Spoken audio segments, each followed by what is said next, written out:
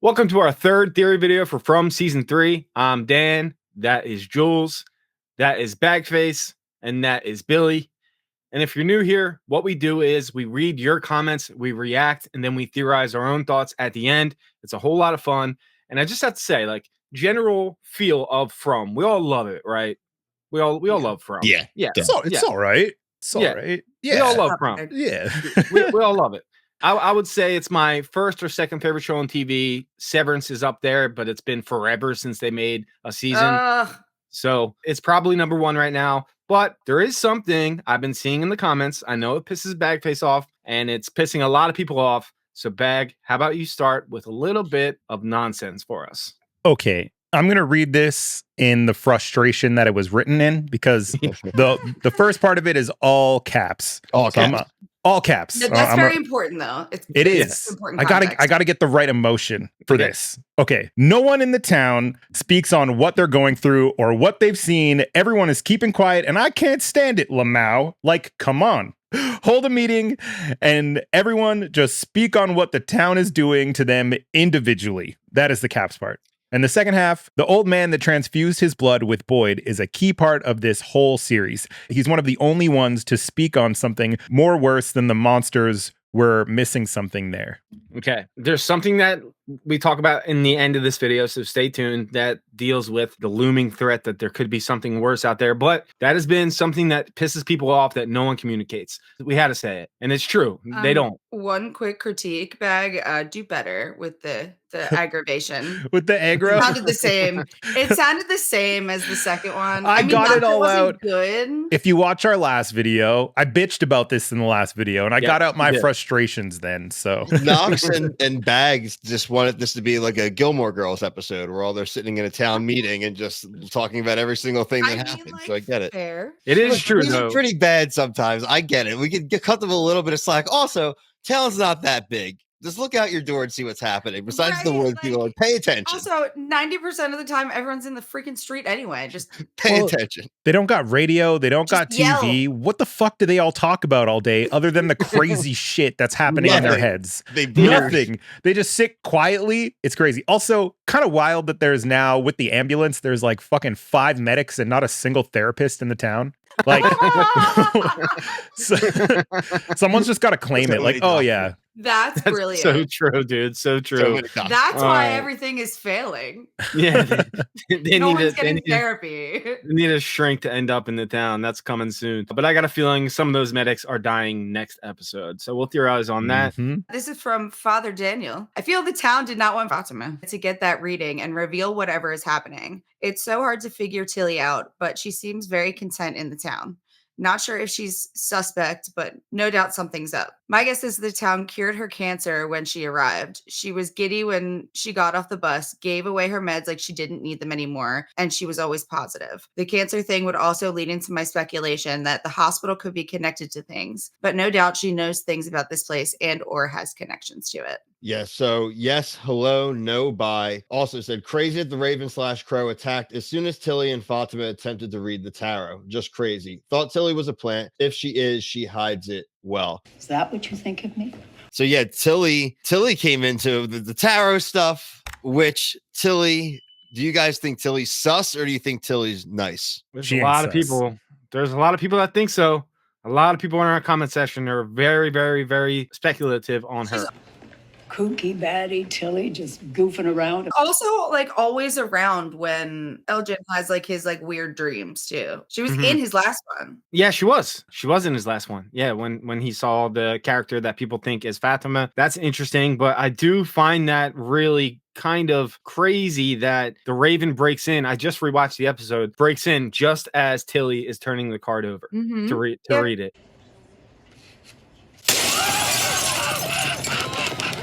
So it's like they didn't want that reading to be done. So something there makes me think that Tillie is definitely not a plant. I'm pretty sure she's not a plant because it seems like the place is trying to stop her. Also, me and Billy talk about how this kind of ties to Lost a lot. And it would be kind of cool if they pulled the theme from the island kind of heals John Locke when he gets there and he can walk. And Mhm. if Tillie gets healed of her cancer, maybe this all being the same universe is a real thing, and I'll be so happy.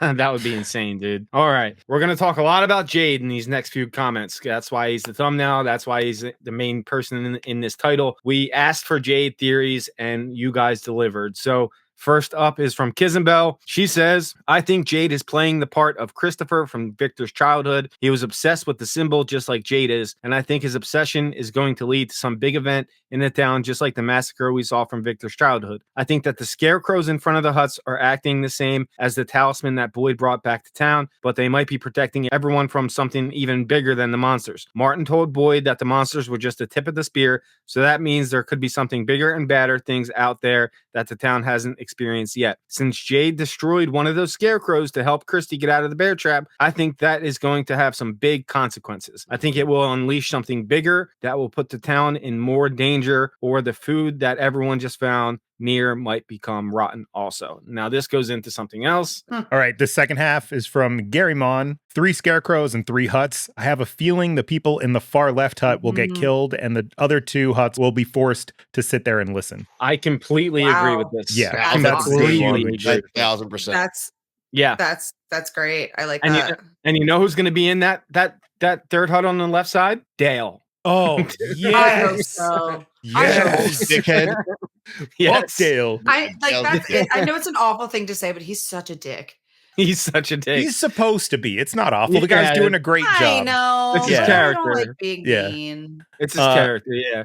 But I Tying agree into with that, so much. Yeah. Tying into that, I could also see maybe those scarecrows are like a part of a border that was keeping something in, and they end up making it back to the Ooh. town. Kind of like Boyd's going to figure Okay. out how to trap one of the monsters. They're going to be like, yeah, we figured out how to kill these monsters. And then something else is gonna come in, yeah. yeah, Something worse. something They worse. talked about it. Martin Okay. talked about it. So Mm.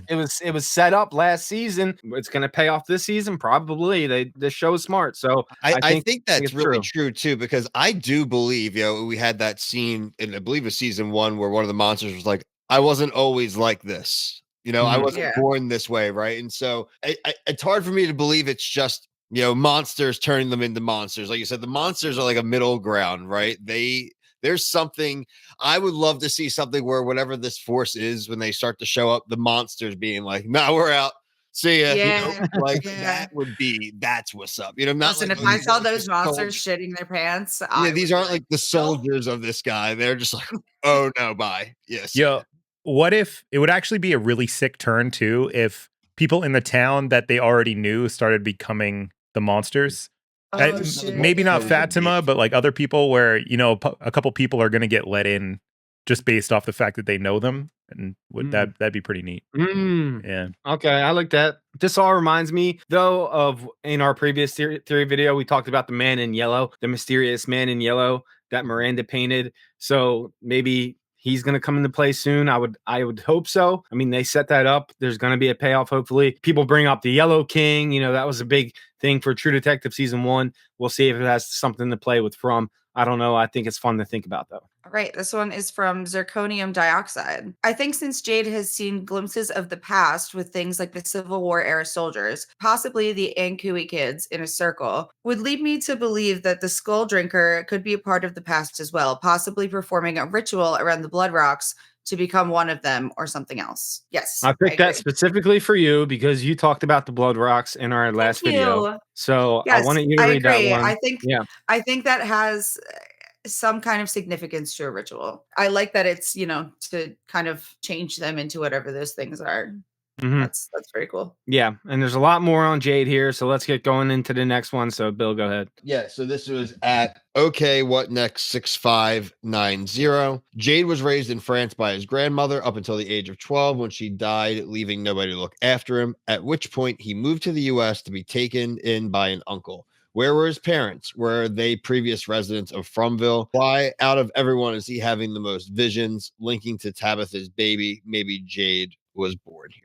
Ooh, Spicy. Ooh, that's a Spicy. good one. Yeah, that's wild. I know.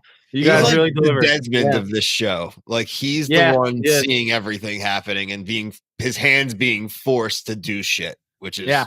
really Do you think interesting. maybe, because I've been wondering why out of all the cast, he's the only one who's been growing his hair and beard since the show started. Yeah. Like he's kind of starting to look Jesus-y. So maybe he's, it's going to be The like, savior? yeah, the savior. I could see Yeah. that. That's an interesting point. Has anybody's hair changed at all? Like, are people's nothing's changing on anyone?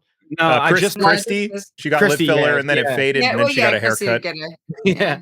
This Christy is all looks a a lot video different. game. This is his VR game that he sold, and he's actually playing the game. And he's gonna get unplugged at the end. Game over. I also just watched episodes 1 and 2 of season 1 before we did this because I wanted to catch some things. And yeah, Jade looks completely different. Christy looks completely different. And you do see actually someone getting their hair cut at the colony house, so they do have barbers there. So it does make sense. Like it's not like a error in the show that people should be growing out their hair. So they do have people that can cut their hair. But yeah, the Jade stuff, man, it's really getting me. That's why we wanted to focus on him in this theory video.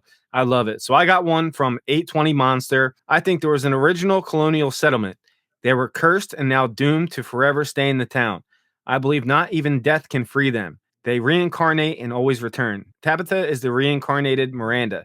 I believe Jade is seeing past versions of himself in different time periods. When he travels to specific locations, it unlocks a memory from a past life. Whoa. Ooh, I like that one. That's too. good. Really good.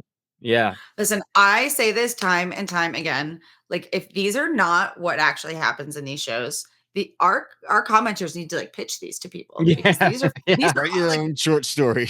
Yeah. right. Yeah. Like that's awesome. Yeah, like all we do is ask, hey, comment about this person or that person. That's why you guys got to watch our weekly recaps of the show, because that's when we set up these theory videos. Be like, hey, we want to talk about this person in the theory video, and then people just go crazy, and it's awesome. And I had so much fun looking for these comments. There were so many more that we could have used. You guys crushed it.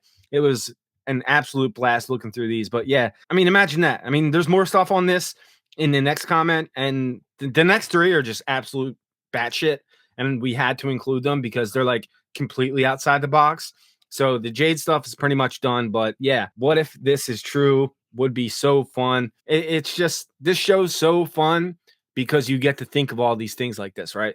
Like it's all possible. It is. It's great. The next one is at King Nirvana 7714. I don't believe this, but I'm gonna say it anyway. Somehow Tabitha is Victor's mom or sister, and Victor is Ethan's brother Thomas. Yo. And it's just the cycle starting all over again, man. Victor is Ethan's brother John. I thought Thomas was on the phone though. Yeah, right. Seriously. And there were people that commented before in episode 2 of season 1. One of the monsters says to Julie, "Don't you recognize me?" Julie, what are you doing? Don't you recognize me? And they were thinking that was Thomas, but that's what the monsters do. They try to, because remember episode 1, the one was like, "Oh, it's your grandmother. Don't you recognize me?" That's what they do. They try to trick you. So I'm not going with that theory that monster is Thomas. But the thing with Thomas calling, that is something that's going to last throughout the whole season. And now that Tabitha is back in the town, I wonder if she'll have a conversation with him. I kind of felt like we pseudo got confirmed that it was people screwing with him. Before I couldn't be on last week, but me and Jules were joking pre-show that it was going to be like Scary Movie where they were just prank calling. Like, just get in. The kid's still dead. You're going to get eaten. Bye. Like, that's the Fromville I want to live in, where they are just making Scream-esque just troll phone calls. Right? That's great. All right. The next one is something that goes along with this. So go ahead, Jules. This is from Heidi Goreb 1373. I'm sorry, I'm butchering that. Heidi G Ho.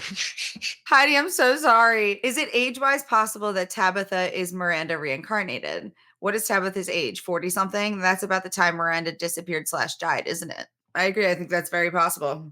So I mean, it makes sense considering all the overlap that they have. Bracelet, the visions, the chosen one. They're both the chosen one. Bag, what do you got? I was gonna say, I always bring it back to Lost because there's just, I feel like the answer for that show is, the answer for this show is in that show. But the one thing I think that throws people off of Lost is the time travel, and then are they dead, are they not dead whole storyline, because a lot of people think they die in the end, and you're silly if you think that. That's not how it happens.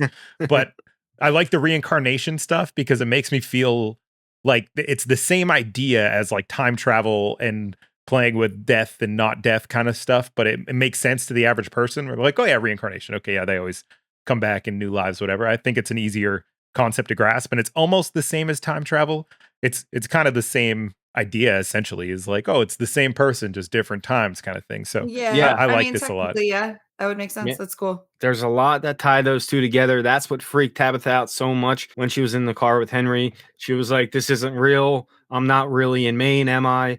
If I get out of this car, what's going to happen? So she started to freak out because of how everything seemed to line up so much with her and Miranda. So there is some legs to this. So really, really That's interesting so stuff. wild. I never thought about reincarnation as like time traveling. Yeah, think about it. Yeah, it makes sense. I think my brain just melted a little bit. Okay, continue. So thank you, Heidi, for that comment. And then Bag found this one on Twitter. /X. So this is from Connie Dixon for life.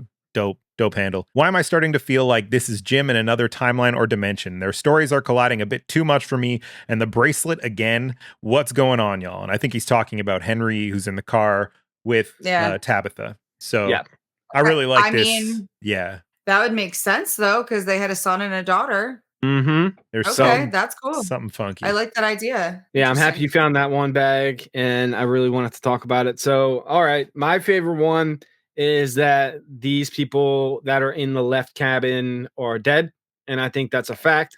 Because the scarecrow-looking things mean something. They're protecting them. They even said it. Jade even said it, that they're probably just like the talisman. Well, look at how they're positioned. They may have been using them the same way we use the talismans.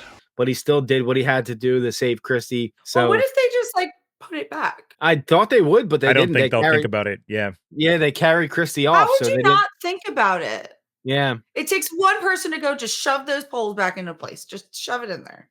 Yeah. Also, just like they're creepy. Maybe you think you're doing something good, you know? You're like, oh, fuck this. Like if I was camping in the woods or something and I saw those things, they're going down right away. Fuck that shit. I'm not sleeping with that outside. No. Yeah. I don't want to fuck with that shit. But if I tried to fix it though, I would definitely end up like knocking it over by accident. And when Kenny and Jim slept in there, they heard something, right? Yes, they did. Yeah. It was definitely and like something outside, but further away. I don't think it was them coming to life. I think something was like circling around like a perimeter. Like that's keeping them out. I think that comment from earlier is exactly what's going to happen. They're going to hear it all. And the people on the left, because I watched the scene over again, I'll clip it in. It was the left one that got taken down. You really want to start pulling apart the ancient tower of holy scary shit? I'm sure whoever built it won't mind. So the people in the left cabin, definitely Dale. They're done. And everybody else is just going to have to deal with it. Definitely Dale. Somebody we can recognize, but not a huge loss. Yeah, for sure. So love these theories. If you guys want to be part of the next one, just watch our reviews of each episode and drop your theories in those videos, and that's how you can be a part of them. If you like this content, please like and subscribe. Yeah, we'll be here pretty much every week doing these videos. So thanks so much for watching, and we'll see you next time. Later. Peace. Bye, guys. Lamau. Holding a meeting and everyone. Heidi's actually got a picture of herself too. It's not even like an avatar. It's a real person. Oh, she's cute though. Good shit. Nice and easy.